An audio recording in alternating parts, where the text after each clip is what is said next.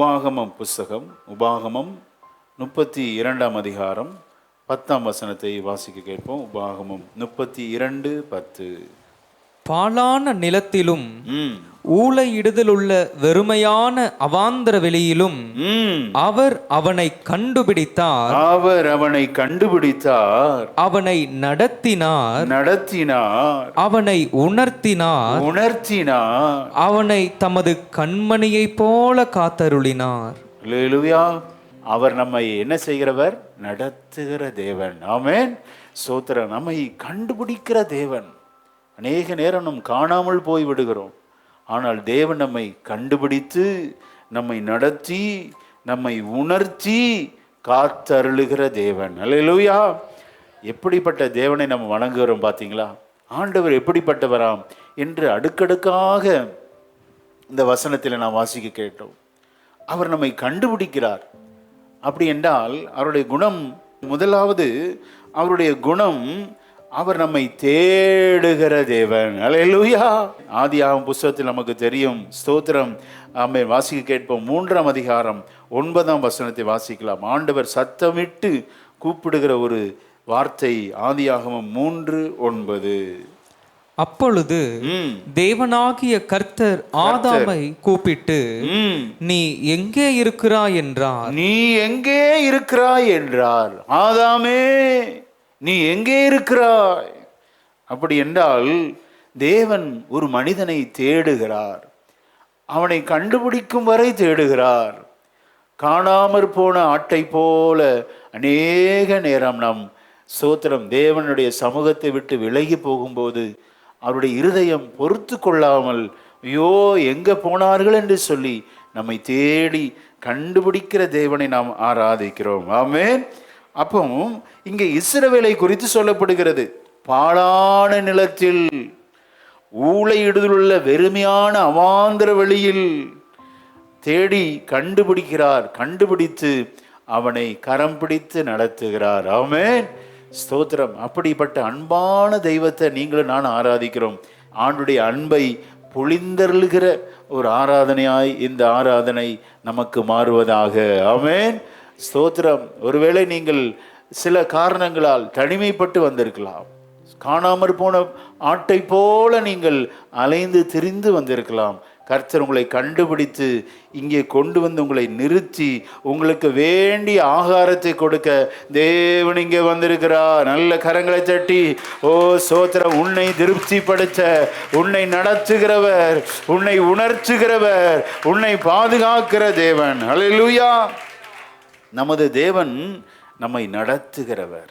அதான் இந்த நாளில் நம்ம அதிகமாய் தியானிக்க போகிற வார்த்தை. இந்த உபாகமம் 32:1 முதல் 43 வரை பார்த்தீங்கன்னா, இது மோசேயின் பாட்டு என்று இதற்கு ஒரு தலைப்பு கொடுக்கலாம்.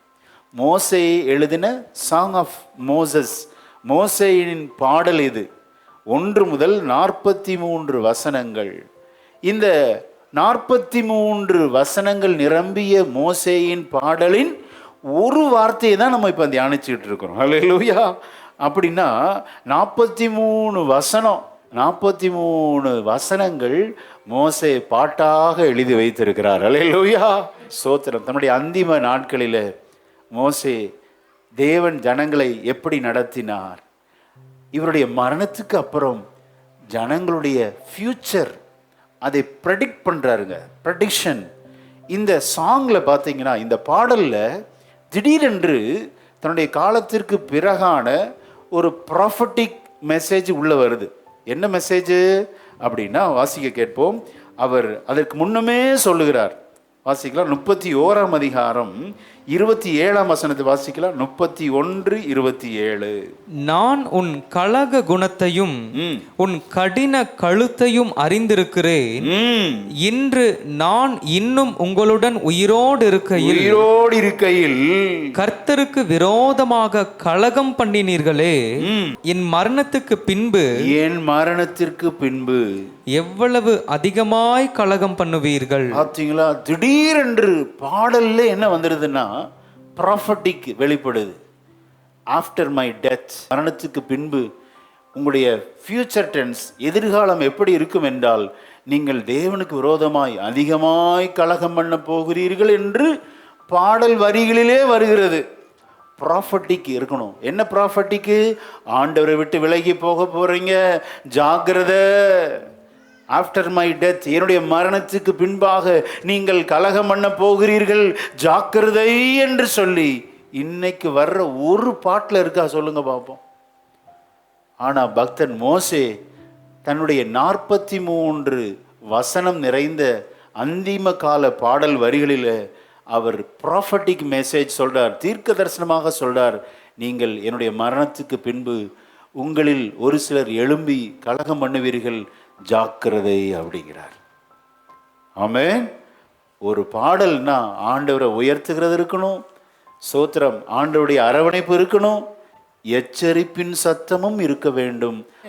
பக்தன் மோசே ஜனங்களை ஆண்டவரை பாடி துதிக்க அழைக்கிறார். மட்டுமல்ல, தேவன் நடத்தி வந்த பாதைகளையும் சொல்லுகிறார், எதிர்காலத்தில் என்ன நடக்க போகிறதும் என்றும் சொல்லுகிறார்.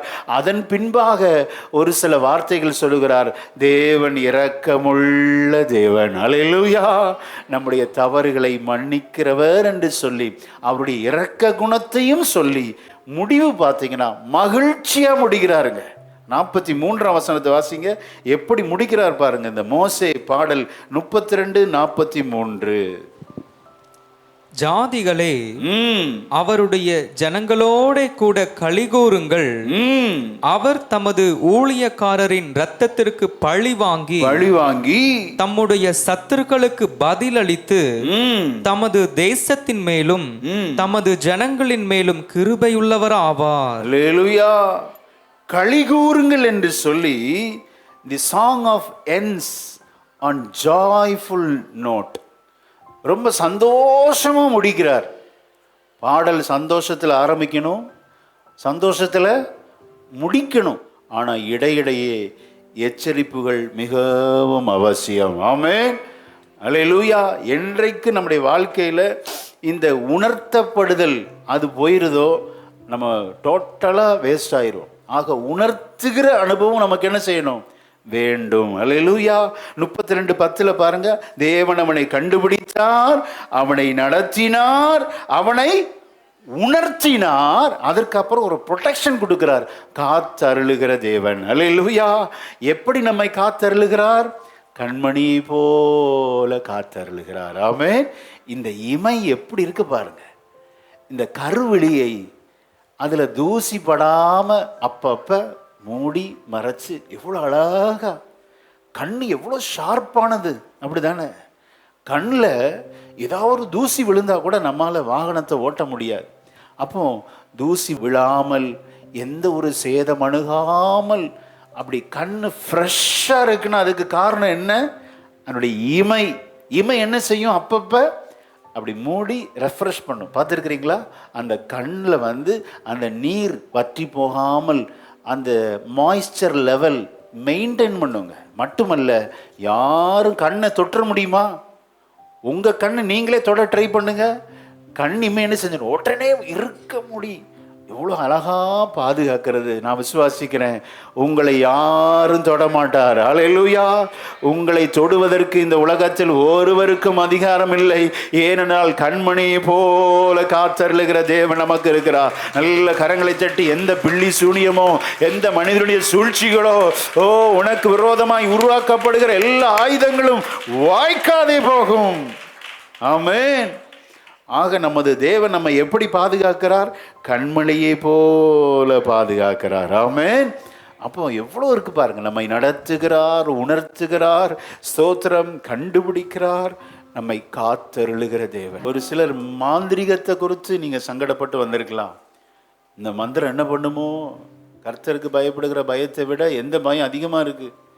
ஒரு எலுமிச்சம்பழம் துண்டு வீட்டு பக்கத்தில் கடந்தா போதும், அவ்வளோதான் நடுக்கம். யாரோ நமக்கு விரோதமாக செஞ்சு வச்சிருக்கிறாங்க. எதுக்கு பயப்படணும்னு கேட்குறேன். அல்லேலூயா. கண்மணி போல் நம்மை காக்கிறவர். ஆமென். விசுவாசிக்கிறீங்களா? ஒரு சேதமும் நம்மை அணுகாது. ஆமென். ஆதாமே, நீ எங்கே இருக்கிறாய்? Where are you? ஆண்டவர் எப்படி யாக்கோபை தேடுறார் பாருங்க. நமக்கு தெரியும் இஸ்ரவேல் என்று பெயரிடப்பட்டவன் யார்? யாக்கோபு. மூணாவது ஒரு பெயர் இருக்கு, அது இந்த பாட்டில் சொல்றார்.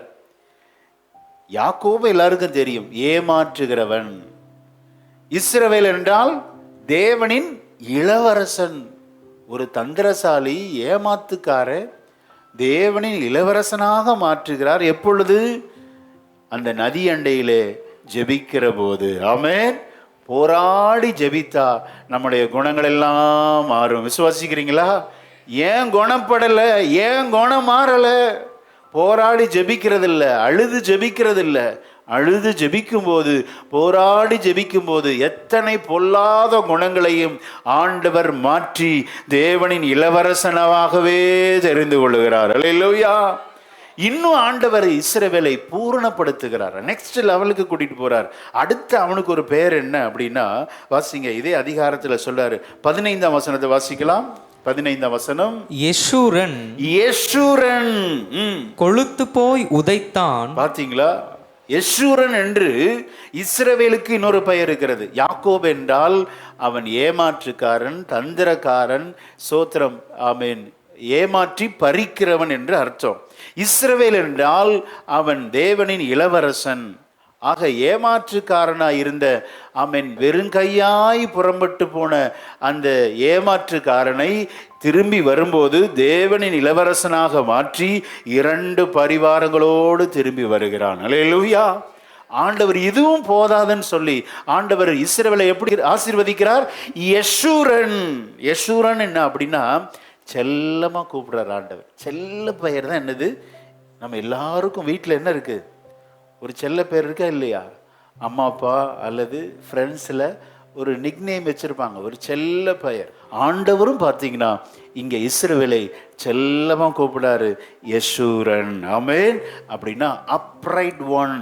ஏமாற்றுக்காரனாய் இருந்த யாக்கோபை ஆண்டவர் இப்பொழுது நேர்மையான ஒரு மனிதனாய் மாற்றுகிறார். ஆமென். அப்போ ஒருவேளை இன்னைக்கு வந்திருக்கிற உங்களுடைய வாழ்க்கையில் ஒரு அற்பமான ஆரம்பமாக இருக்கலாம். பயப்படாதீங்க. சோத்திரம். ஏழையா, வெறுங்கையா நீங்கள் வனாந்தரத்தில் சுற்றி தீர்கிறவர்களாக இருக்கலாம்.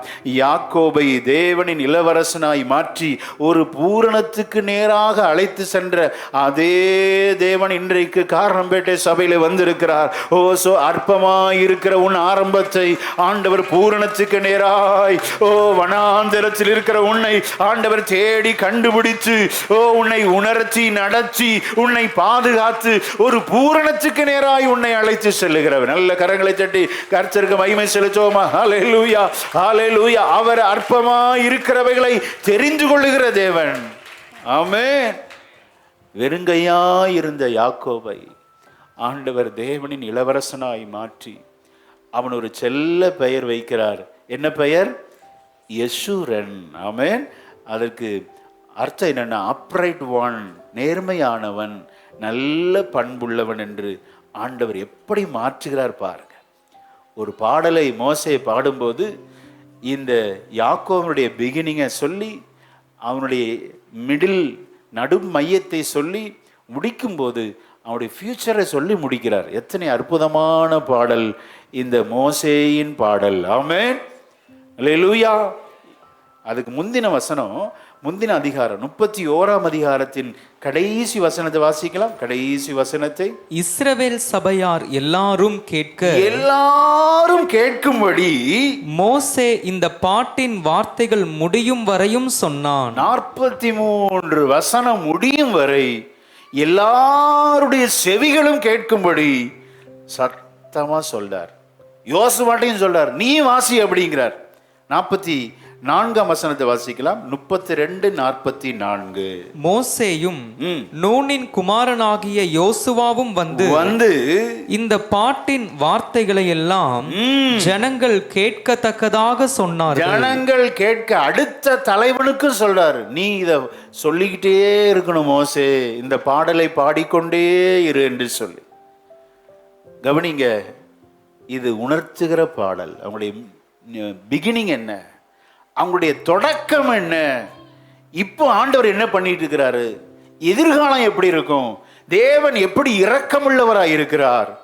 கடைசியில கழிகூறுங்கள், அவருடைய இரக்க சுபாவத்தை சொல்லி முடிக்கிறார். அல்லேலூயா. இந்த பாடலெல்லாம் இஸ்ரவேல் ஜனங்கள் காதுகள் கேட்க சத்தமா வாசிக்கிறார். ஏன் வாசிக்கிறாரு? ஆண்டவரே சொல்லியிருக்கிறார், இப்படிதான் நீ செய்யணும்னு சொல்லி. வாசிக்கலாம். முந்தின அதிகாரத்தில் 19ஆம் வசனத்தை வாசிக்க கேட்போம். உபாகமம் 31:19. இப்பொழுது நீங்கள் இந்த பாட்டை எழுதி கொண்டு இதை இஸ்ரவேல் புத்திரருக்கு படிப்பிக்கணும். Teach them. இந்த பாட்டு எனக்கு சாட்சியாக இஸ்ரவேல் புத்திரருக்குள்ளே இருக்கும்படி இதை அவர்கள் வாயில் வழங்க பண்ணுங்கள். பாத்தீங்களா? வாயிலே வழங்க பண்ணு. அவங்க பாடணும் இந்த பாட்டை. 43 வசனம் நிறைந்த இந்த மோசேயின் பாட்டு இஸ்ரவேல் ஜனங்களில் இருக்க வேண்டும் என்று சொல்லி ஆண்டவரே டீச் them அப்படிங்கிறார். அவங்களுக்கு கற்பித்து கொடு மோசே அப்படிங்கிறார். ஏன் அப்படின்னா, ஆண்டவரை விட்டு விலகுகிறவர்களுக்கு எச்சரிப்பின் சத்தம் இது. இந்த பாட்டில் நான் சொன்ன ஏற்கனவே, இட் வார்ன்ஸ் த பீப்புள். இது தேவ ஜனங்களை எச்சரிக்கிறது. சீக்கிரத்தில் நீங்கள் என்னை விட்டு விலகி போவீர்கள், ஜாக்கிரதை. உங்கள் சூழ்நிலைகள் அப்படி உங்களுக்கு விரோதமாக எழும்பும், என்னை நினையாமலே போயிருவீங்க அப்படின்னு ஆண்டவர் துக்கப்பட்டு சொல்றாருங்க. அந்த வசனத்தை வாசிக்கலாமே. 32:15.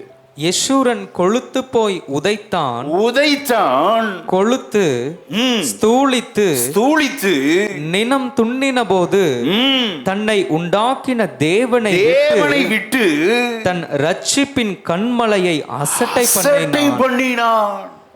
இதெல்லாம் பாட்டா பாட சொல்றார். நான் சொன்னேன், யெஷூரன் என்றால் என்ன அர்த்தம்? பூரணம். வெறுமையா இருக்கிறப்ப தேடினான், ஆசீர்வதிக்கப்பட்டவும் தேடினான். ஆனால் பூரணப்பட்ட போது கொழுப்பு ஏறிடுச்சு, இப்போ உதைக்க ஆரம்பிச்சிருச்சு. பார்த்தீங்களா? நம்ம வாழ்க்கையில் ஆசீர்வாதம் வேணும், ஆனால் கொழுப்பு ஏறின அளவுக்கு ஆசீர்வாதம் வேண்டான்னு சொல்லுங்க. ஏன்னா ஆண்டவரே கேள்வி கேட்க ஆரம்பிச்சிருவோம். ஆண்டவர் எங்கே இருக்கிறார்? காமிங்க எனக்கு. நீங்கள் சொல்கிறதெல்லாம் நடந்துச்சா? அதுவரை அமைதியாக இருப்போம். ஆனால் என்றைக்கு சோத்திரம் வளர வளர தாழ்த்திக்கிட்டே இருக்கணுங்க. எனக்கு ஒன்றும் தெரியாதுன்னு சொல்லணும். எல்லாம் தெரிந்த மாதிரி நம்ம பிஹேவ் பண்ணக்கூடாது. சோத்திரம். யெஷூரன் இப்போ பூரணப்பட்டு விட்டான். நல்ல கவனிங்க, ஆசீர்வாதத்துக்கு நான் எதிரி அல்ல. ஆனால் எவ்வளவு தேவன் நம்மை ஆசீர்வதித்தாலும் நம்முடைய இருதயத்தில் ஒரு தாழ்மையின் அந்த சிந்தை இருந்து கொண்டே இருக்க வேண்டும். ஆமென். அல்லேலூயா. இந்த உலகத்தில் ஒன்றும் கொண்டு வந்ததும் இல்லை, கொண்டு போவதும் இல்லை. கொழுப்பு ஏறிடக்கூடாது. ஆசீர்வாதத்தின் பூரணம் வந்த உடனே ஸ்தோத்திரம் நம்மை தாழ்த்துகிறவர்களாக இருக்க வேண்டும். ஆமென். மனமேட்டிமை கொள்ளாதீங்க, கேள்வி கேட்காதீங்க, அப்படியே கீழ்ப்படிதல். ஆண்டவர் என்ன சொல்லுகிறாரோ அப்படியே கீழ்ப்படிந்தால் உங்களுக்கு ஆசீர்வாதத்தின் மேல ஆசீர்வாதம். ஆமென். பாடும்போதே எச்சரிக்கிறார், உங்களில் சிலர் என்னை அசட்டை பண்ணுவீர்கள், என்ன நினைக்காமலே போயிருவீங்க அப்படிங்கிறார். வேதனைப்பட்டு சொல்றார். பாருங்களேன், அந்த 18ஆம் வசனத்தை வாசிக்கலாம். 18 வாசிங்க. உன்னை ஜெனிப்பித்த கண்மலையை நீ நினையாமற் போனாய், உன்னை பெற்ற தேவனை அல்லேலூயா மறந்தாய். ஆண்டவர் தன்னை தாய்க்கு ஒப்பிடுகிறார். தாயை மறந்துட்டேப்பா, உன்னை பெற்றெடுத்ததே யாருதான்? நான் தான். என்னை மறந்துட்ட, என்னை அசட்டை பண்ற, என்னை நினையாமற் போனாய் என்று சொல்லி ஆண்டவர் துக்கப்பட்டு இஸ்ரவேலின் ஃபியூச்சரை இங்கே எழுதி வைக்கிறார். எது நம்மை விட்டு போனாலும் நம்மை விட்டு போகாமல் இருக்க வேண்டிய ஒன்றே ஒன்று என்னவென்றால் விசுவாசம். ஆமென். ஆண்டவர் மேல உள்ள நம்பிக்கை குறைஞ்சு போயிடவே கூடாதுங்க. சூழ்நிலைகள் மாறும், நம்முடைய நண்பர்கள் மாறுவார்கள், சோத்திரம், நம்முடைய உடன்பிறப்புகள் மாறுவார்கள், பெற்றோர் மாறுவார்கள். யார் மாறினாலும் நம்ம இருதயம் கர்த்தர் பேரில் இருக்க வேண்டும். அல்லேலூயா. ஆண்டவர் தன்னை ஒரு ஓமையாக உருவகப்படுத்துகிறார். இங்கே ஆண்டவர் சொல்றார், கண்மலை. த ராக் என்று சொல்லி இந்த உபாகமம் 32 4 விசை வருகிறதுங்க. அவரை யாரும் மாற்ற முடியாது. அவர் ஒன்றை நினைத்தால் நினைத்தது தான். அவர் மனசை ஒருத்தரும் மாற்ற முடியாது. He is stable, he is strong, unchanging God, faithful. கண்மலை இருந்து கொண்டே இருக்கும், வருஷங்களா இருக்கும். ஆமென். நம்முடைய ஆண்டவர் ஆதி முதல் அந்தமானவர். ஆமென். அவர் இருந்து கொண்டே இருக்கிறவராகவே இருக்கிறார். வாட் இஸ் யுவர் நேம் அப்படிங்கிறான். என் பேரை எதுக்குப்பா நீ கேட்கிற? என்னுடைய பெயர் என்ன? இருக்கிறவராகவே இருக்கிறேன். கண்மலையானவர். ஆமென். ஸ்தோத்திரம். ஆண்டவர் கண்மலையானவர். 4ஆம் வசனத்தை வாசிக்கலாமா? ஆண்டவருடைய அந்த உறுதித்தன்மையை பக்தன் மோசே எவ்வளவு அழகா எழுதி வச்சிருக்கார் பாரு. வாசிக்கலாம். அவர் கண்மலை, அவர் கிரியை உத்தமமானது, அவர் வழிகளெல்லாம் நியாயம், அவர் நியாய கேடில்லாத சத்தியமுள்ள தேவன், அவர் நீதியும் செம்மையுமானவர். அல்லேலூயா. எவ்வளவு அருமையான சத்தியமுள்ள வார்த்தைகள் பாருங்க. ஆண்டவரை யாரும் மாற்றவே முடியாதுங்க. நம்ம மேல் இருக்கிற திட்டங்களை ஆண்டவர் கட்டாயம் நிறைவேற்றுவார். Amen. Is a faithful God. அவர் உண்மை உள்ளவர்ங்க. நம்ம எவ்வளோ விஷயத்தில் உண்மை இல்லாமல் இருக்கிறோம். நம்ம வழி தவறி நடந்தாலும் அவர் மாறாத தேவன். அல்லேலூயா. நல்ல அவரை புகழ்ந்து பாடணுங்க, ஆராதிக்கணும். இந்த ஜனத்தை எனக்கென்று இவர்கள் என் துதியை, அவருடைய துதியை நம்ம பிரஸ்தாபப்படுத்துவதற்காகத்தான் இந்த ஜீவனை நமக்கு எக்ஸ்டெண்ட் பண்ணி கூட்டிக் கொண்டே இருக்கிறார். அல்லேலூயா. இங்கே ஒரு கால் கொடுக்குறார் பாருங்க. இந்த பாட்டோட முதல் வரி என்ன அப்படின்னா, இட்ஸ் லைக் எ யூனிவர்சல் கால். இது ஒரு அகில உலகத்திற்கும் துதிக்க பக்தன் மோசே அழைக்கிறார். முதல் வசனத்தை வாசிக்கலாம். வானங்களே செவி கொடுங்கள், நான் பேசுவேன், பூமியே என் வாய்மொழிகளை கேட்பாயாக. அல்லேலூயா. யுனிவர்சல் கால். எல்லா ஹோல் வேர்ல்டுக்கு ஒரு பெரிய கால் கொடுக்கிறார். Come and praise him. Amen. சோத்திரம். என்னுடைய மேலான ஆசை அதுதாங்க. கர்த்தருடைய நாமத்தை மகிமைப்படுத்த ஒரு கூட்டத்தை தேவன் ஆயத்தம் பண்ணி வைத்திருக்கிறார். அவருடைய சாயலில் படைக்கப்பட்ட ஜனம் அவரை தேடி வருவார்கள், அவரை ஆராதிப்பார்கள், ஆண்டவரை தொழுது கொள்ளுகிற நாட்கள் மிக சமீபம். ஆமென். சீக்கிரத்தில் ஆண்டவர் அதை செய்வாருங்க. இந்த ஹோல் வேர்ல்டுக்கு ஒரு கால் கொடுக்கிறார்.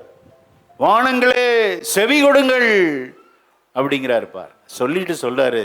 அடுத்த வசனத்தை வாசிக்கலாம். மழையானது இளம் பயிரின் மேல் பொழிவது போல, என் உபதேசம் பொழியும், பனித்துளிகள் புல்லின் மேல் இறங்குவது போல என் வசனம் இறங்கும். My speech distilled as a dew அப்படிங்கிறார். As the droplets on the fresh grass and as the showers on the herb. பனித்துளியை போல இறங்கும், மலை துளியை போல பயிரின் மேல் இறங்கும். எது? ஆண்டவருடைய உபதேசம். ஹல்லேலூயா. ஆமென். இங்கு உபதேசிக்கப்படுகிற உபதேசங்கள் ஒரு மலை துளியை போன்றது. ஆமென். மலை துளி போல, பனித்துளி போல அப்பப்போ வாரத்துக்கு ஒரு தடவை இங்கே அமர்ந்து கேட்கிற உபதேசங்கள் எப்படி இருக்கிறதா? நம்முடைய ஆத்துமாவை நனைக்க பண்ணுகிறது. ஆமென். எப்படி நனைக்கிறது? ஸ்தோத்திரம். ஒரு பயிரின் மேலே, இளம் பயிர் நாற்று பார்த்துருக்கிறீங்களா? ஒரு பக்கெட்டு தண்ணியை யாராவது ஊற்றுவாங்களா? ஒரு நல்ல விவசாயி என்ன பண்ணுவான்? ஷவர்ஸ், அந்த கேன் வச்சுருப்பாங்க பாருங்க, அதில் அங்கங்கே வாட்டர் இருக்கும். லைட்டாக சாய்க்கிறப்ப அப்படியே கொஞ்சம் கொஞ்சமாக ட்ராப் அதில் விழுந்து அதை நினைத்து அது அப்படியே கிளைத்து எழும்புகிறது. இப்படி தான் என் ஜனங்களை நான் போஷிக்கிறேன்னு ஆண்டவர் சொல்லுகிறார். அல்லேலூயா. உபதேசம் என்ற மழை. வேதம் எல்லாருக்கும் காமன், ஆனால் சபையிலே உபதேசங்கள் வேண்டும். ஆமென். ஏன் உபதேசத்தை நிறுத்தி நிதானமாக 1 மணிக்கூருக்கும் மேல நம்ம உபதேசிக்கிறோம் என்றால் இதுதான் நம்மை சோத்திரம் பிழைக்க வைக்கிறது. ஹல்லேலூயா. உபதேசம் தான் நம்மை வாழ வைக்கிறது. ஹல்லேலூயா. ஒரே நாள்ல நம்ம வளர முடியாதுங்க. 1 வருஷத்துக்கு ஒரு தடவை தண்ணி ஊத்துனா நாற்று எப்படிங்க வளரும்? ஒரு நாற்று வளரணும் அப்படின்னா அதுக்கு கண்டினியூஸாக சின்ன சின்ன கேப்பில் அந்த தோட்டக்காரன் அந்த ஷவர்ஸ், அந்த நீர் துளிகளை கொஞ்சம் கொஞ்சமாக விட்டு அதை எப்படி முளைப்பிக்கிறானோ அதை போல நமது ஆண்டவர் வாரத்துக்கு 1 நாள் சபை கூடி வருதலை விட்டு விடாதிருங்கள். நீர்த்துளிகளை போல நம்முடைய ஆத்மா ரொம்ப மென்மையானதுங்க, ரொம்ப மென்மையானது, சாஃப்ட் நேச்சர், பயம் மிகுந்தது. ஆக அந்த இளம் பயிரை போலதான் தேவன் நம்மை வளர செய்கிறார். அல்லேலூயா. நம்ம இருதயத்தில் வசனம் இறங்கும், நம்மை உயிர்ப்பிக்கும், நம்மை வாழ வேண்டிய அத்தனை சக்திகளையும் இந்த வசனம் நமக்கு கொடுக்கிறது. ஆமென். அல்லேலூயா. பாருங்க, எல்லாமே எல்லா நேரத்திலையும் நம்ம வசனத்து மூலம் பெற்றுக்கோமா அப்படின்னா இல்லை. இந்த வசனம் எப்படி இருக்கு? இயற்கையிலே கலந்திருக்கிறது, பெற்றோருடைய வாயிலே போதனைகள் கலந்திருக்கிறது, ஆசிரியர்கள் மூலம் ஆண்டவர் நம்மோடு பேசுவார், சில இயற்கை சூழ்நிலைகள் மூலம் நம்மோடு பேசுவார், சொப்பனத்தின் மூலம் பேசுவார், தரிசனங்களின் மூலம் பேசுவார், ஜெபிக்கிற வேளையிலே பேசுவார், பலிபீடத்திலிருந்து உபதேசங்கள் நமக்கு வரும். அல்லேலூயா. இந்த ஆத்துமா இந்த வார்த்தையினால் உயிர் வாழ்ந்து கொண்டிருக்கிறது. எத்தனை பேர் சொல்ல முடியும்? அல்லேலூயா. ஆமென். பாத்தீங்களா, பாட்டுல உபதேசத்தை குறித்து எழுதி வைத்திருக்கிறார், துதிப்பதை எழுதி வைத்திருக்கிறார், கண்டிப்பை எழுதி வைத்திருக்கிறார், சோத்திரம் தேவ ஜனங்களை ஆறுதல் படுத்துவதை எழுதி வைத்திருக்கிறார், உணர்த்துகிறதையும் எழுதி வைத்திருக்கிறார். 7ஆம் வசனத்தை வாசிக்கலாம். சோத்திரம் 7ஆம் வசனத்தை வாசிக்கலாம். பூர்வ நாட்களை நினை, பூர்வ நாட்களை நினை, தலைமுறை தலைமுறையாய் சென்ற வருஷங்களை கவனித்து பார், உன் தகப்பனை கேள், தகப்பனை கேள்பா, அவன் உனக்கு அறிவிப்பான், உன் மூப்பர்களை கேள், அவர்கள் உனக்கு சொல்லுவார்கள். எப்படி சொல்லுவாங்க? 8ஆம் வசனத்தை எல்லாம் சேர்ந்து வாசிக்கலாம். உன்னதமானவர் ஜாதிகளுக்கு சுதந்திரங்களை பங்கிட்டு ஆதாமின் புத்திரரை வெவ்வேறாய் பிரித்த காலத்தில் இஸ்ரவேல் புத்திரருடைய தொகைக்கு தக்கதாய் சர்வ ஜனங்களின் எல்லைகளை திட்டம் பண்ணினார். அல்லேலூயா. பிள்ளைகள் பெற்றோர்கள் பக்கத்தில் அமர்ந்து தேவன் உங்களை நடத்தின விதங்களை கேட்டு அறிந்து கொள்ள வேண்டும். அல்லேலூயா. உங்க ஆரம்ப காலம் எப்படி இருந்துச்சு? இப்ப இருந்த மாதிரி பண வசதி இருந்துச்சா? கஷ்டப்பட்டீங்களா? பிள்ளைகளுக்கும் பெற்றோர் என்ன செய்யணும்? சொல்லணும். வனாந்திரத்தில் ஊளையிட்ட அந்த பாருங்க, அருமையான அந்த வசனம். வனாந்திரத்தில் சோத்திரம் ஊளையிடுதுள்ள வெறுமையான அவாந்திர வெளியிலே தேவன் என்னை தேடி கண்டுபிடிச்சார். அல்லேலூயா. இதை பெற்றோர்கள் பிள்ளைகளுக்கு சொல்லணும். இன்னைக்கு பெற்றோர்கள் செய்கிற பெரிய மிஸ்டேக் என்ன அப்படின்னா, நான் பட்ட கஷ்டம் என் பிள்ளைகள் படவே கூடாதுன்னு சொல்லி they are pampering their child. பொத்தி பொத்தி வளர்க்குறாங்க. அதான் பெரிய டேஞ்சருங்க. பெற்றோர்கள் தாங்கள் பட்ட கஷ்டங்களை பிள்ளைகளுக்கு கடத்த வேண்டும். இப்படிப்பட்ட நிலைமையில தான்ப்பா நாங்கள் இருந்தோம். நீ பார்க்குற இந்த பங்களா, இந்த சோத்திரம், காரு வசதியெல்லாம் அப்படியே வானத்திலிருந்து வரல.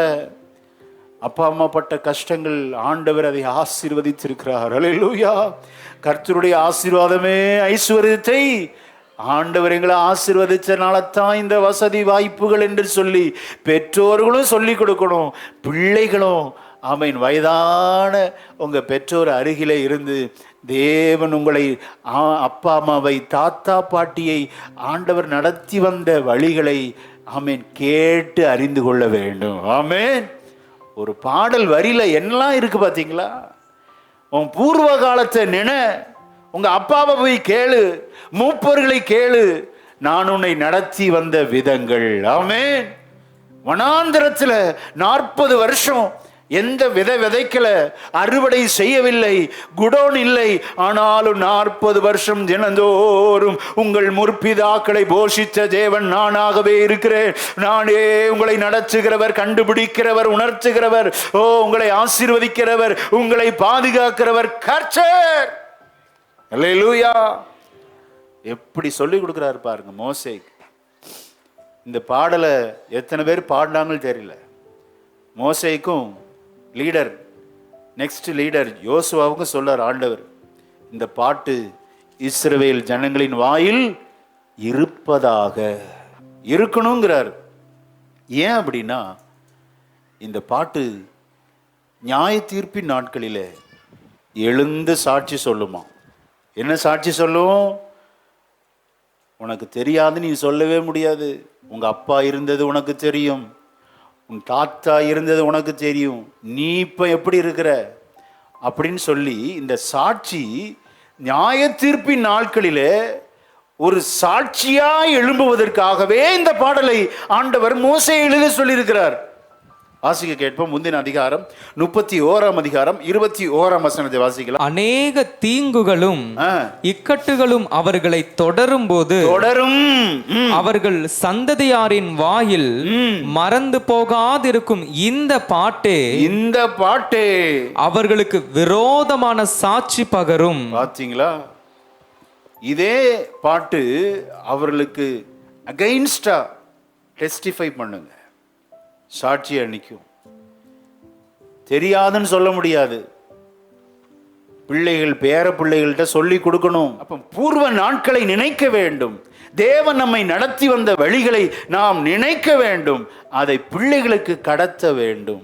இதெல்லாம் சொல்லி கொடுத்து சொல்றாரு, உங்க அப்பா, உங்க தாத்தா, உங்க முற்பிதாவை நான் எப்படி நடத்தினேன் அப்படின்னா வனாந்தரத்தில் நடத்தினேன். அல்லேலூயா, ஆமென், சோத்திரம். நரிகள் ஊளையிடுகிற வனாந்தரத்திலே தனிமையான நேரங்களிலே நான் அவனை நடத்தினேன் அல்லவா, அவனை கண்டுபிடித்தேன் அல்லவா, சோத்திரம், அவனை உணர்த்தினேன் அல்லவா. அவனை பாதுகாத்த தேவன் உங்களையும் நான் பாதுகாப்பேன். அல்லேலூயா, ஆமென். திடீரென்று யாக்கோபு தனிமைப்பட்டான். யாக்கோபு நல்ல செல்ல பிள்ளையா இருக்கிறார்.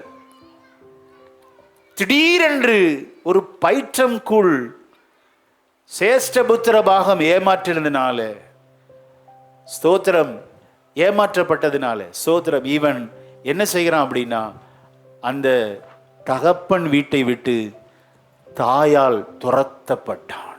ஒரே நாள்ல 2 பேரை நான் இழந்துடக்கூடாதுப்பா, நீ ஓடு, மாமா வீட்டுக்கு ஓடு என்று சொல்லி அவன் துரத்தப்பட்டான். துரத்தப்பட்ட போது கையிலே அப்பம் இல்லை, மாற்று வஸ்திரம் இல்லை. அந்த காடுகளிலே வனாந்தரத்திலே தன்னம் தனியாய் நடந்து போகிற வேளையிலே ஆண்டவர் அவனோடு இடைப்பட்டார். அல்லேலூயா, ஆமென். உன்னை மீண்டும் நான் திரும்ப வர பண்ணுவேன். நான் உனக்கு சொன்னதை செய்யும் அளவும் நான் உன்னை கைவிடுவதும் இல்லை, நான் உன்னை விட்டு விலகுவதும் இல்லை என்று சொல்லி வாக்கு பண்ணி எப்படி நடத்தினார் பார்த்தீங்களா? நம்முடைய வாழ்க்கையில திடீரென்று நாம் தனிமைப்படுவோம். சொகுசு வாழ்க்கையிலிருந்து திடீரென்று பிரிக்கப்படுவோம். இதுதான் ஃபேக்ட்டுங்க, உண்மை, இது சத்தியம். இதை மறந்துடக்கூடாது. நீங்க அப்படி தனிமைப்படும் போது இந்த வார்த்தை உங்களோடு பேசும் என்று அடியான் விசுவாசிக்கிறேன். ஆமென். யாக்கோபு போகும் வழியில் அவன் தேவனை பற்றி கொண்டான். ஆமென். மாமா வீட்டுக்கு போயிட்டு திருப்பி வர்றப்ப இங்கிருந்து வெறுமையா போறான், வாலிபனா போறான், ஏமாற்றுக்காரனா போறான். ஆனா ஆண்டவர் அவனை திருப்பி கொண்டு வரும்போது தேவனின் இளவரசனாக கொண்டு வருகிறார். 2 பரிவாரங்கள். ஆமென். அது போதாது என்று சொல்லி ஆண்டவரோடு போராடி ஆவிக்குரிய நன்மையையும் பெற்றுக்கொண்டான். அல்லேலூயா, பாத்தீங்களா? இதெல்லாம் சொல்றார். உங்க அப்பா, உங்க தாத்தா, உங்களுடைய கொள்ளு தாத்தாவை எப்படி நடத்தினேன் பார், வனாந்தரத்தில் நடத்தினேன். அவனை கண்டுபிடித்தேன், அவனை உணர்த்தினேன், பாதுகாத்தேன். ஆமென், ஸ்தோத்திரம். 12ஆம் வசனத்தை வாசிக்கலாம். 12ஆம் வசனத்தை, கர்த்தர் ஒருவரே அவனை வழி நடத்தினார், அந்நிய தேவன் அவரோட இருந்ததில்லை. கர்த்தர் ஒருவரே அவனை வழி நடத்தினாருங்க. அந்நிய தெய்வம் அவனோடு இருந்ததில்லை. அந்நிய மார்க்கத்தை நம்ம பின்பற்றி போகக்கூடாது. எச்சரிப்பின் சத்தம் நிறைய இருக்கு. வீட்டில் போய் தயவு கூர்ந்து உங்களை கேட்கிறேன், 43 வசனத்தை படிச்சு மனப்பாடம் பண்ணிக்கோ. நம்ம வாழ்க்கையில் ஆண்டவரை விட்டு விலகிற காரியம் கண்டிப்பா வரும், ஆனா விலகி போகவே கூடாது. ஆமென், ஸ்தோத்திரம். ஏன் அப்படின்னா ஆண்டவருடைய சில செயல்கள் நமக்கு பிடிக்காதுங்க. அவர் மகா தரிசனம் உடையவர் நம்முடைய எதிர்காலத்தை குறித்து. அப்படிப்பட்ட பிராட் வியூ நமக்கு இருக்காது. நம்ம வியூலாம் குறுகினது. இன்னைக்கு என்ன நடக்கும், நாளைக்கு என்ன நடக்கும், அவ்வளவுதான். அடுத்த மாசம் தெரியாது, அடுத்த வருஷம் என்ன நடக்கும் தெரியாது. திடீரென்று நாம் இந்த உலகத்திலிருந்து மாற்றப்படுவோம். நமக்கு புரியவே புரியாது. அதெல்லாம் ஆண்டுடைய வழிநடத்துதல். ஆனால் ஒன்று தெரிந்து கொள்ள வேண்டும், அந்நிய மார்க்கத்தை நாம் என்ன செய்யக்கூடாது, பின்பற்றி போகவே கூடாது. தேவன் ஒருவரே நம்மை வழி நடத்துகிறார். 11ஆம் வசனத்துல இந்த வழி நடத்துதல் டிஃப்ரெண்டா இருக்கும். இது நமக்கு பிடிக்காது. வாசிக்க கேட்போம் 11ஆம் வசனத்தை. கழுகு தன் கூட்டை கலைத்து தன் குஞ்சுகளின் மேல் அசைவாடி தன் செட்டைகளை விரித்து அவைகளை எடுத்து அவைகளை தன் செட்டைகளின் மேல் சுமந்து கொண்டு போகிறது போல கர்த்தர் ஒருவரே அவனை வழி நடத்தினார், அந்நிய தேவன் அவரோடே இருந்ததில்லை. திடீரென்று நம்முடைய வீடு கலைக்கப்படும். கேட்கறதுக்கே சங்கடமா இருக்குல்ல? திடீரென்று கலைக்கப்படுங்க. ஏன் கலைக்கப்படுது அப்படின்னா, இந்த குஞ்சுகள் வளரணும், இந்த குஞ்சுகள் கூட்டுக்குருவிகளாகவே இருந்துடக்கூடாது என்று சொல்லி அந்த பஞ்சுகளெல்லாம் உருவி வெளியே அனுப்பி விட்டுரும். இப்போ இருக்கிறது முள்ளு தாங்க. அந்த பஞ்சு மெத்தைக்கு அடியில் முற்கள் இருக்கும். இந்த முற்கள் குத்துகிற குத்துனால இந்த குஞ்சுகள் வீட்டுக்குள்ளே இருக்கவே முடியாது. ஆட்டோமேட்டிக்காக எல்லாம் அந்த கூட்டின் எண்டில் வந்து நிற்கும். அங்கேருந்து பிடிச்சி ஒரு உதைக்கும் பாருங்க. தாய்க்கள் இப்படியே இருந்தால் நீ எப்போ பறக்கிறது, போ வெளியேன்னு சொல்லி ஒரு உதைச்சு வெளியே தள்ளி அதை பறக்க வச்சு கீழே விழுகிறப்ப போய் பிடிச்சி என்ன ட்ரைனிங். இந்த ட்ரைனிங் எடுத்து தான் இப்போ எல்லா கழுகும் சுற்றுது. ஆமென். இல்லாட்டி நம்ம பார்க்குற எல்லா கழுகுக்கும் தாய் கழுகு கொடுத்த ட்ரைனிங். இந்த பயிற்சி இல்லைன்னா கழுகுடைய அந்த பரம்பரையே முடிஞ்சிருக்குங்க. நமக்கும் இந்த பயிற்சி ஆண்டவர் கொடுப்பார். எத்தனை நாட்கள் தாய் தகப்பனின் அரவணைப்பு. நானே உன்னை நடத்துகிறவர், வெளியே வான்னு சொல்லுவார், வெளியில் அழைத்து கொண்டு போவார், நம்மை உருவாக்குகிற கர்த்தர். அல்லேலூயா. அப்படி நாம் தனிமைப்படும் போது, வேறு பிரிக்கப்படும் போது ஒருபோது நாம் கலங்கக்கூடாது. ஆமென். கர்த்தர் ஒருவரே நம்மை வழி நடத்துகிற தேவன். அல்லேலூயா. ஆமென். ஆண்டோடைய ஸ்டைலுங்க. ஆண்டோடைய விருப்பத்துக்கு நம்மளை அர்ப்பணிச்சிடணும். இதோ அடியேன் ஆண்டவரே, உங்க சித்த நடக்கட்டப்பா. எத்தனை பேர் அப்படி சொல்ல முடியும் பாருங்க. எத்தனை கருத்தாக்கங்களை பக்தன் மோசே இஸ்ரவேல் ஜனங்கள் புரிந்து கொள்ள வேண்டும் என்பதற்காக மிக எளிய நடையிலே அநேக உருவகங்களோடு உவமைகளோடு இந்த பக்தன் மோசே இந்த பாட்டை எழுதி வைத்திருக்கிறார். ஆமென். இதை டீச் பண்ணு அப்படிங்கிறாரு. இது அப்படியே இருக்கணும், தொடர்ந்து இருக்கணும். ஏன்னா கடைசி நாளில் இந்த பாடலே அவர்களுக்கு விரோதமாய் சாட்சி பகரும் அப்படின்னு சொல்லி யோசுவாவட்டையும் பாட சொல்றார். கவனிங்க, மோசே பாடின பாடல் 4 பாடல். நம்ம வாசித்த சங்கீதம் யாருடைய சங்கீதம்? மோசேயின் சங்கீதம், 90ஆம் சங்கீதம். ஆமென். அதில் அவர் கடந்து வந்த பாதைகளெல்லாம் எழுந்திருப்பார்.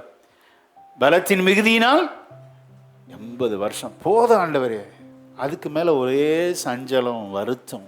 ஆண்டவர் இதை தான் சொல்ல விரும்புகிறார். மோசே பாடல் வழியாக நமக்கு ஞான இருதயம் நமக்கு வேண்டும். ஆமென். அந்த வசனத்தை வாசிங்க. எனக்கு ரொம்ப பிடித்த அந்த வார்த்தை.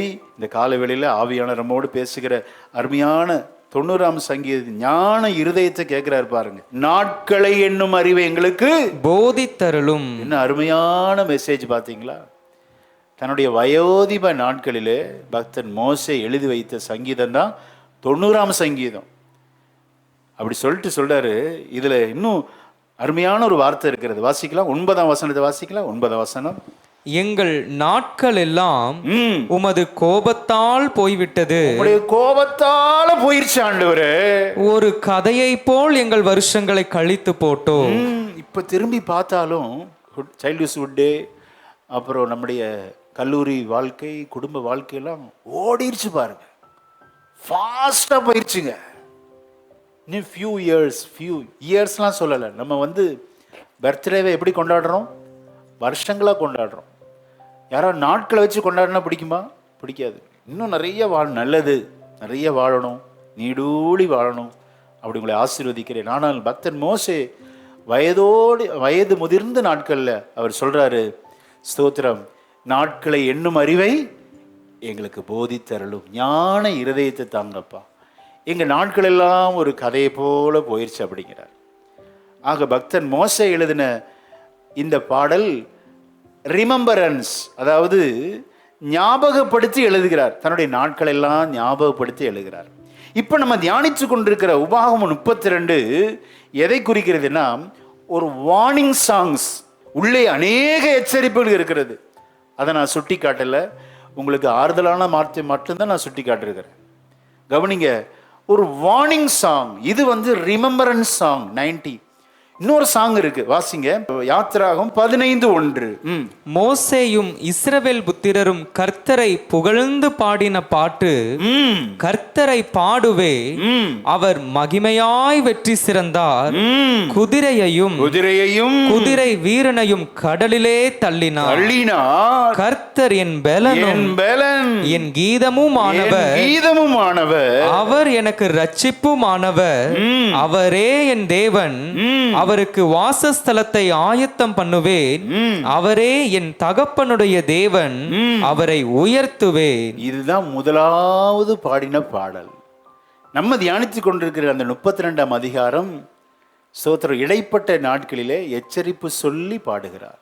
3வது சங்கீதம் வயோதிப நாட்களிலே, வயது முதிர்ந்த நாட்களிலே ஸ்தோத்திரம் அவன் பாடின பாடல் 90ஆம் சங்கீதம். ஆமென்.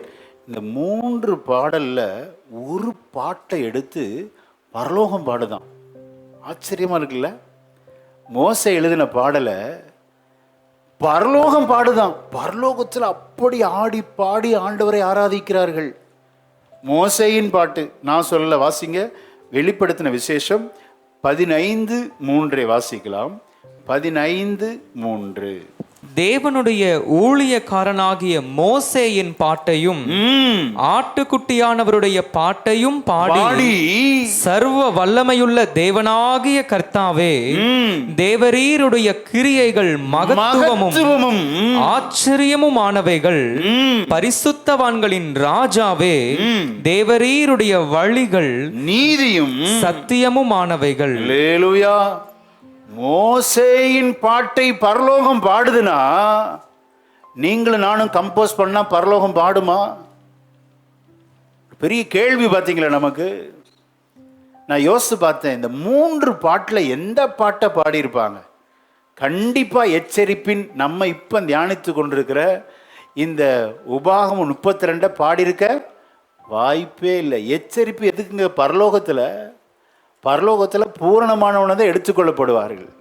அப்போ பரலோகத்தில் இந்த உபாகம் 32 பாட வாய்ப்பே இல்லை. 90ஆம் சங்கீதத்தின் பாடலை பாடியிருப்பாங்களா? அதுவும் பாடுவதற்கு வாய்ப்பு இல்லை. பலத்தின் மிகுதினால் 80 வருஷம், இதெல்லாம் தேவையில்லையே. அங்க 80 வருஷம் இல்லை, அங்க நீடோழி வாழ்கிற வாழ்க்கை. அல்லேலூயா. அப்ப எந்த பாட்டு அப்படின்னா, வெற்றி சிறந்த அந்த பாடல். ஆமென். சோத்திரம். எகிப்தை விட்டு தமது ஜனங்களை தமது ஓங்கிய புயத்தினால், தமது வலது கரத்தினால், எகிப்தின் 430 வருஷ அடிமைத்தனத்தை விட்டு வெளியே ஆண்டவர் கொண்டு வந்தாரே. எகிப்தின் எல்லா சேனை வீரர்கள் பார்வோன் ரதங்களை எல்லாம் செங்கடலிலே போட்டு மூழ்கடித்தாரே. இவைகளெல்லாம் வெற்றி சிறந்து அந்த விடுதலையின் கீதங்களை பாடினார்கள். மிரியாமும் பாடினாள். அல்லேலூயா. இந்த பாடல் தான் அங்கே பாடப்பட்டிருக்கும். ஏன் அப்படின்னா, இந்த உலகத்தில் எத்தனையோ விதமான போராட்டங்களில் நம்மை விடுவித்து பரலோகம் கூட்டி போய் சேர்க்கிறது. ஆமென். எகிப்திலிருந்து ஜனங்கள் எப்படி விடுதலையாகி கானான் தேசத்துக்கு புறப்பட்டார்களோ, எகிப்தின் சேனையெல்லாம் வீழ்த்தப்பட்டதோ, அதை எப்படி புகழ்ந்து பாடினார்களோ, அந்த பாடலுக்கு ஒப்பானதுதான் நீங்கள் நானும் பெற்ற ரட்சிப்பின் ஜெயகீதங்கள். ஹல்லேலூயா. ஆமென். அவரே என் ரட்சிப்பு, அவரே என் கண்மலை என்று சொல்லி புகழ்ந்து பாடின யாத்திராகமம் 15ஆம் அதிகாரத்தின் பாடலை பரலோகம் பாடினது. ஆமென். அல்லேலூயா. கர்த்தர் உங்களுக்கு எனக்கும் ஆண்டவர் பாடல் வரத்தை கொடுத்தா நம்ம பாட்டு பரலோகத்தில் பாடப்பட வேண்டும். ஆமென். அப்படிப்பட்ட பாட்டை கம்போஸ் பண்ணுங்க. கர்த்தர் உங்களுக்கு அப்படிப்பட்ட கிருபைகளை தருவாராக. ஆமென். கடைசி வசனம் அந்த 32ஆம் அதிகாரத்தின் உபாகம் 32ஆம் அதிகாரத்தின் சோதரன் 43ஆம் வசனத்தை வாசித்து முடிச்சிரும். ஜாதிகளே அவருடைய ஜனங்களோட கூட கலிகூருங்கள். அவர் தமது ஊழியக்காரரின் இரத்தத்திற்கு பழி வாங்கி தம்முடைய சத்துருக்களுக்கு பதிலளித்து தமது தேசத்தின் மேலும் தமது ஜனங்களின் மேலும் கிருபையுள்ளவர் ஆவார். அல்லேலூயா. கலிகூறுதலோடு இந்த பாடல் முடிகிறது. ஆண்டவரோடு பேசி இருக்கிறார், நம்மை எச்சரித்திருக்கிறார், நம்மை ஆறுதல் படுத்துகிறார். விசேஷமாக தேவன் நம்மை சந்தோஷப்படுத்துகிற தேவன். எத்தனை பேர் விசுவாசிக்கிறீங்க? ஆமென். அவர் விட்டு விலகுகிற அநேக சூழ்நிலைகள் வரும். பிரியமானவர்களே, இன்றைக்கு ஆண்டவர் எச்சரித்திருக்கிறார். அந்த எச்சரிப்பை கேட்டு அவரோடு நிலைத்திருங்கள். நம்முடைய வாழ்க்கை ஆமென் அற்பமான ஆரம்பமாக இருந்தாலும் முடிவு கலிகூறுதலாய் மாறும். விசுவாசிக்கிறீங்களா? மாறாத தேவனிடத்தில் நம்முடைய நம்பிக்கை இருக்குமானால் நம்முடைய விசுவாசத்தை ஒருவரும் தகர்க்க முடியாது. Praise the Lord. பரிசுத்தமுள்ள நல்ல பிதாவே, இந்த அருமையான ஆண்டவரே மனமகிழ்ச்சியின் ஆண்டவரே இந்த நாளுக்காக நன்றி செலுத்துகிறோம். நீர் எங்களோடு பேசி இருக்கிறீராப்பா. பக்தன் மோசேயின் பாடல் ஆண்டவரே இந்த உபாகமம் 32ஆம் அதிகாரத்தின் 1 முதல் 43 வசனங்கள் அநேக ஆண்டவரே துதி ஆராதனை, தேவன் முற்பிதாக்களை நடத்தி வந்த விதங்கள், எங்களை நடத்துகிற விதம் ஆண்டவரே ஸ்தோத்திரம். நாங்கள் புரியாத எட்டாத வழிகளை நடத்துகிறவர். எங்களுக்கு ஆசீர்வாதம் வரும்போது ஆண்டவரை விட்டு விலகுகிற காரியங்களெல்லாம் எழுதி வைத்திருக்கிறீரப்பா. ஆண்டவரே நாங்கள் உம்மை மறவாத ஒரு வாழ்க்கையை தாங்க சுவாமி. எத்தனை பெரிய ஆசீர்வாதங்கள் வந்தாலும் ஆண்டவரை உம்மை விட்டு விலகக்கூடாதப்பா. ஓ ஸ்தோத்திரம் ஆண்டவரே ஸ்தோத்திரம். கேள்வி கேட்காமல் கீழ்ப்படுகிற அந்த நல்ல கீழ்ப்படுதல் எங்களுக்கு தாங்க சுவாமி. நீர் எங்களை நடத்துகிறவர், எங்களை கண்டுபிடிக்கிறவர் ஆண்டவர். நீர் எங்களை உணர்த்துகிறவர் அப்பா. கண்மணியை போல எங்களை பாதுகாக்கிற தேவன் ஆண்டவரே. உமது பிள்ளைகளுடைய போக்கு வரவு எல்லாம் குடும்பம் பாதுகாக்கப்படுவதாக. உமது செட்டைகளின் நிழலில் ஆண்டவர் ஒவ்வொரு பிள்ளைகளையும் கிடைக்க வேண்டுமா நாங்கள் ஜெபிக்கிறோம். இப்பொழுதும் நாங்கள் எங்களை தாழ்த்துகிறோம், எங்களை வெறுமையாக்குறோம். நீர் மகிமைப்படும். இயேசு கிறிஸ்துவின் நாமத்தில் ஜெபிக்கிறோம் நல்ல பிதாவே. ஆமென்.